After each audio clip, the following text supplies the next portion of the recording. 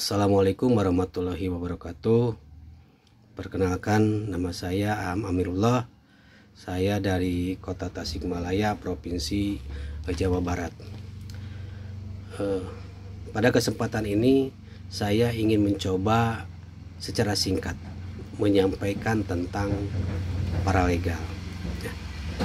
Ketika kita mendengar kata paralegal, apa yang terbesit dalam pikiran kita? Tentu saja ketika kita mendengar kata legal, pasti ini ada kaitannya dengan hukum. Nah, ini paralegal.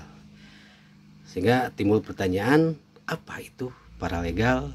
Kemudian siapa yang bisa menjadi paralegal? Kemudian apakah paralegal itu bisa menjadi sebuah profesi? Kemudian bagaimana kompetensinya? Kemudian juga ada mungkin pertanyaan tentang apakah ada payung hukum atau undang-undang yang mengatur tentang paralegal. Dan masih banyak pertanyaan yang muncul ya dari kata paralegal ini. Yang pertama tadi dikatakan, apa itu paralegal? Nah, karena tidak semua orang tahu dan mungkin banyak yang belum atau yang baru mendengar istilah paralegal. Kecuali bagi orang-orang yang berpendidikan hukum, pendidikan sarjana hukum, tentu saja tahu istilah paralegal. Tetapi di luar pendidikan hukum mungkin banyak yang masih asing ya, atau bertanya-tanya apa itu paralegal. Nah, kita lihat apa itu paralegal. Paralegal adalah seseorang yang dididik dan dilatih untuk melakukan tugas di bidang hukum, dengan kata lain mempunyai keterampilan hukum. Tetapi dia bukan seorang pengacara, dia bukan pengacara atau advokat dan bukan petugas pengadilan, serta tidak diizinkan untuk berpraktik hukum di pengadilan. Atau lebih tepatnya lagi, paralegal itu adalah pembantu pengacara yang berpraktik dan melayani klien dalam masalah hukum.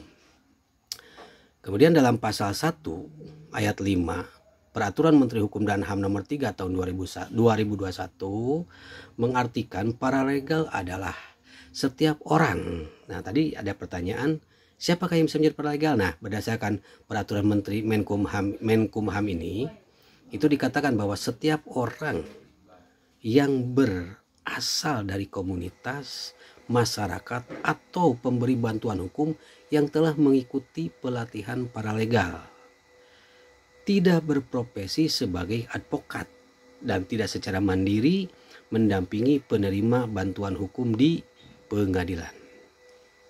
Nah, karena paralegal itu adalah pembantu pengacara atau bekerja di bawah supervisi pengacara, maka tentu saja paralegal itu bisa menjadi satu profesi yang cukup menjanjikan. Sekurang-kurangnya ada 4 jenis paralegal. 1, ada paralegal komunitas. Kedua, ada paralegal bantuan hukum, yaitu di LBH atau di klinik hukum. Ketiga, ada paralegal di kantor pengacara atau di advokat. Dan keempat, paralegal pelaksana program pemerintah. Atau yang sekarang ini yang sedang berlangsung itu pendamping desa lah, seperti itu. Nah, apa tugas paralegal? Ya, tugas paralegal itu biasanya kalau di LBH ataupun di kantor pengacara itu menyiapkan, diantaranya ya, menyiapkan dokumen hukum, kemudian melakukan penelitian di dalam bidang hukum, kemudian bisa jadi admin, kemudian juga jadi mediator ya untuk memediasi, kemudian menjadi negosiator ya untuk negosiasi, kemudian memberikan penawaran hukum kepada klien, mewawancarai klien dan saksi, kemudian juga memberikan informasi hukum kepada klien, dan intinya menangani kasus-kasus ya klien dengan secara non litigasi. Ya. Nah, karena ini ada satu profesi, apakah ada payung hukumnya? Karena ini berkaitan dengan hukum ya. Maka apakah ada payung hukumnya atau aturannya atau ada undang-undang yang mengaturnya? Nah, di Indonesia ini belum ada undang-undang yang mengatur paralegal. Paralegal di Indonesia diatur hanya oleh Peraturan Menteri Hukum dan HAM Republik Indonesia nomor 3 tahun 2021 tentang paralegal dalam pemberi bantuan hukum. Nah, dalam Permen Kumham nomor 3 tahun 2021 tersebut, di situ diatur tentang hak, kewajiban, syarat, kompetensi, pelatihan, pemberdayaan, pengawasan, evaluasi, rekognisi, dan juga pendanaan tentang paralegal. Saya kira untuk sementara demikian ya penjelasan secara singkat tentang paralegal. Terima kasih. Wassalamualaikum warahmatullahi wabarakatuh.